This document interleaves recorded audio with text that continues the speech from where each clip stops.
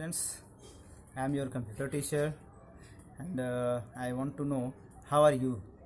I think you are well and I am also well. So without delay we are going to start our classes and our today's chapter is evaluation of computer. So we are going to start. It mean last chapter में हम लोगों ने generation के बारे में पढ़ा था, generation 1, generation 2, generation 3. तो आज हम लोग जनरेशन 4 और जनरेशन 5 के बारे में पढ़ेंगे और उसके बारे में आगे क्या क्या है उनके बारे में भी जानेंगे. कैसे जनरेशन कब से कब तक स्टार्ट हुए, कब से कब तक वो बने रहे हैं, तो उनके बारे में हम लोग आज जानते हैं. Fourth generation computer micro processor 1972 to 1980. They use a device called microprocessor instead of ICS. They are smaller in size, they are cheaper and faster, they are very easy to handle. Now fifth generation computer 1982 to present. They will be intelligence like human being and like us artificial intelligence for working. They will be able to think and take decision like us. They will be used in areas such as robotic designing, defense, object-oriented language like Java for internet programming has been able to develop. So fourth generation computer microprocessor, it means 1972 to 1998. Okay. It mean इसमें अब क्या क्या use हुए थे, तो they are use device called inter microprocessor instead IC, यानी कि IC को हटा करके माइक्रो प्रोसेसर का यूज़ किया गया था. यह साइज में बहुत ही छोटे थे. इसके बाद यह चीपर यानी कि सस्ता और बहुत तेज़ था. इसके बाद इसको हैंडल करने में बहुत ही आसानी से होती थी. इसके बाद हमारा आता है fifth generation of computer, it mean 1982 to present time. It mean कि अभी जो हमारा चल रहा है वो फिफ्थ जनरेशन कंप्यूटर चल रहा है. और इसमें हम लोगों ने क्या यूज़ किया था कि ये बहुत ही इंटेलिजेंट था. जैसे कि ह्यूमन बीइंग इंटेलिजेंट थे, ठीक उसी तरह से ये भी था. इसमें रोबोटिक्स यूज किए गए थे. रोबोटिक्स इट मीन कि रोबोट तैयार किए जाते थे और यह भी हमारे ही जैसे हो गए थे. जैसा कि हम लोग सोच सकते थे, जैसा हम लोग काम करते थे, ठीक उसी तरह से ये भी काम करते थे. इसमें object oriented program it mean Java का भी प्रोग्रामिंग किया गया था, जिसके द्वारा हम लोग कोई भी काम को आसानी से कर सकते हैं. इट मीन कि फिफ्थ जनरेशन जो कंप्यूटर हमारा है बहुत ही हाई डेफिनेशन था. इसके द्वारा हम लोग कोई भी काम आसानी से कर सकते हैं. जैसा कि आजकल हम लोग देखते हैं हमारे यहाँ भी कंप्यूटर सिस्टम होते हैं और हम लोग कोई भी काम आसानी से कर लेते हैं. अब आते हैं हम लोग पढ़ते हैं इसके बारे में classification of digital computer on the basis of size. It mean कि साइज के अनुसार हम अपने कंप्यूटर को बांटते हैं. अब हम देखेंगे कंप्यूटर्स के कितने भाग होते हैं. Classification of digital computer on the basis of size. The digital computers that are available nowadays vary in their size and type. The computers are broadly classified into 4 categories based on their size and type. So first one is microcomputer, second one is mini computer, third one is mainframe computer and fourth one is supercomputer. अब हम देखते हैं super computer क्या होते हैं. Sorry micro computer. तो micro computer are small, low cost and single user digital computer.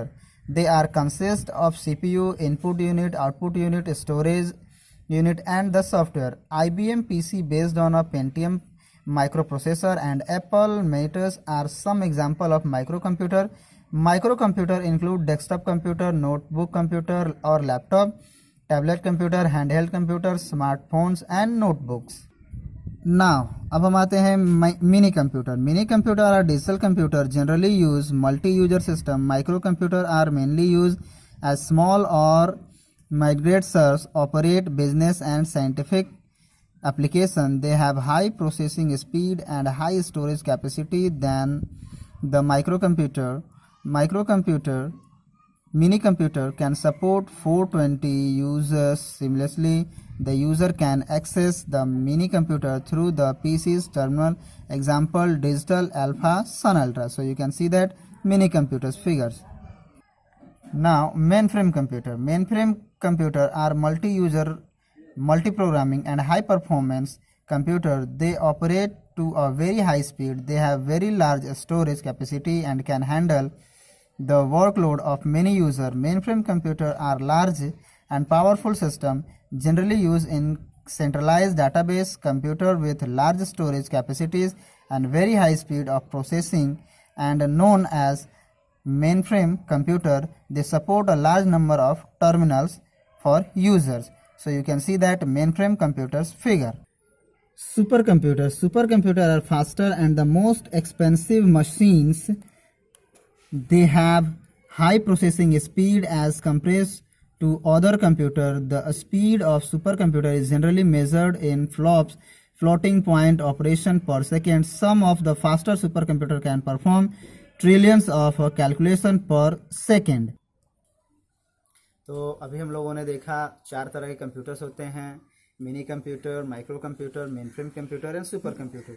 तो mini computer हमारे होते हैं जो कि बहुत ही स्मॉल होते हैं, छोटे होते हैं, इनको हैंडल करना बहुत ही आसान होता है। इसके लिए हम लोग एग्जांपल में अगर लेंगे तो हमारा डेस्कटॉप हो गया, लैपटॉप हो गया, टैबलेट हो गया, ये सारे हमारे मिनी कंप्यूटर के अंतर्गत आते हैं। इसके बाद हमारा आता है mini computer. So mini computer are a digital computer generally use in multi user system. It mean कि मिनी कंप्यूटर का यूज़ हम लोग बिजनेस टाइकून या बिजनेस सिस्टम्स के लिए करते हैं।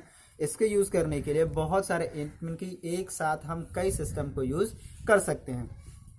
इसके बाद हमारा आता है मेन फ्रेम कंप्यूटर। तो मेन फ्रेम कंप्यूटर वो भी हमारा एक मल्टी यूज़र कंप्यूटर होता है, जिसके द्वारा हम लोग हाई स्टोरेज कैपेसिटी के साथ हम लोग कोई भी काम आसानी से कर सकते हैं। इसके बाद हमारा सुपर कंप्यूटर आता है। तो सुपर कंप्यूटर हमारा वो कंप्यूटर होता है जिसके द्वारा हम लोग मौसम विभाग की जानकारी प्राप्त करते हैं, भूकंप की जानकारी प्राप्त करते हैं, इट मीन की वेदर फोरकास्टिंग, एरोप्लेन बनाना, इंजीनियरिंग, इन सभी कामों के लिए हम लोग सुपर कंप्यूटर का यूज़ करते हैं। अब हम आते हैं अपने characteristics of a computer. It mean कि कंप्यूटर के क्या कैरेक्टर्स होते हैं, अब उनके बारे में जानेंगे हम लोग। Characteristics of a computer. First, speed. It is capable of performing complex calculation quickly. Accuracy. A computer always gives the correct result to the input received. Diligence. Unlike human, it cannot get bored or repetitive work. Versatility. It is capable of performing different tasks so that it is useful at different places. Multitasking. It can perform different tasks at the same time. High storage. It can capable to store large amount of data and information for later purpose. So here is a limitation of a computer. It means computer के क्या limitations होते हैं. It operate only on a set of instruction. It has to be instructed regarding every step to be performed. It cannot take decision by itself and must have a user input. So characteristics of a computer. It means computer क्या characteristics होते हैं, उनके चरित्र क्या हैं।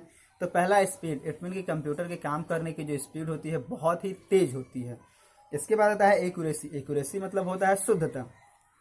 Computer कोई भी काम करता है तो वो एकदम सही करता है, हमारे और आपके जैसे गलत कभी नहीं करता। अगर हमें बहुत बड़े टाइप के मल्टीप्लिकेशन दे दिया जाए तो हम लोग गलत भी कर सकते हैं, लेकिन कंप्यूटर कभी भी गलत नहीं कर सकता है। इसके बाद आता है डिलीजेंस। इट मीन कि कंप्यूटर जो हमारा होता है वो हम लोगों की तरह से कभी भी बोर नहीं होता है, वो हमेशा काम करता है, 24 आवर काम करेगा।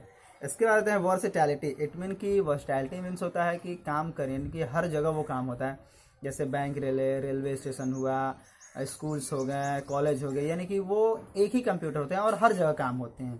इसके बाद होता है मल्टीटास्किंग। यह बहुत सारे कामों को एक समय कर सकता है। High storage capacity. उसके पास में हाई स्टोरेज कैपेसिटी होती है जिसके द्वारा वो बहुत सारे इंफॉर्मेशन को एक साथ एक जगह पर रख सकता है। इसके बाद हम लोग आते हैं लिमिटेशन ऑफ कंप्यूटर। तो कंप्यूटर के कुछ लिमिटेशंस भी होते हैं, इन सभी के बावजूद हमारे करने के बावजूद भी हमारी कुछ लिमिटेशंस होती हैं, तो कंप्यूटर के भी कुछ लिमिटेशंस होते हैं। तो अब हम इन लिमिटेशन को जानते हैं।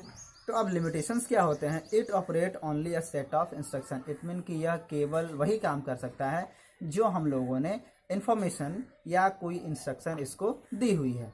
इसके बाद हमारा आता है it has to be instruct regarding every step to be perform. और हमें इसे हर स्टेप पर बताना पड़ता है कि आपको क्या क्या करना है, अदरवाइज ये कोई काम अपने आप ही नहीं करता है।